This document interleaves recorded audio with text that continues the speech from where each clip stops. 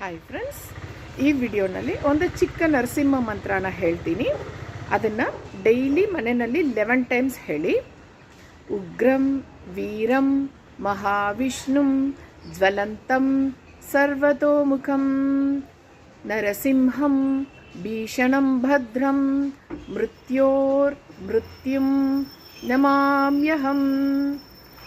ಈ ಮಂತ್ರನ 11 ಟೈಮ್ಸ್ ಹೇಳ್ತಾ ಬಂದರೆ ನಿಮ್ಮ ಮನೆಯಲ್ಲಿ ಅಥವಾ ನಿಮ್ಮಲ್ಲಿ ಅಥವಾ ಬೇರೆ ಯಾರಾದರೂ ಏನಾದರೂ ಪಾಸಿಟಿವ್ ಆಗಿ ಏನಾದರೂ ಕೆಟ್ಟದ್ದು ಮಾಡಿಟ್ಟಿದ್ರು ಕೂಡ ಎಲ್ಲವೂ ಹೊಟ್ಟೋಗುತ್ತೆ. ನಿಮ್ಮ ಹತ್ರ ಯಾವ ಕೆಟ್ಟ ಶಕ್ತಿನೂ ಬರಲ್ಲ. ಅಷ್ಟು ಪವರ್ಫುಲ್ ನರಸಿಂಹ ಮಂತ್ರ ಇದು.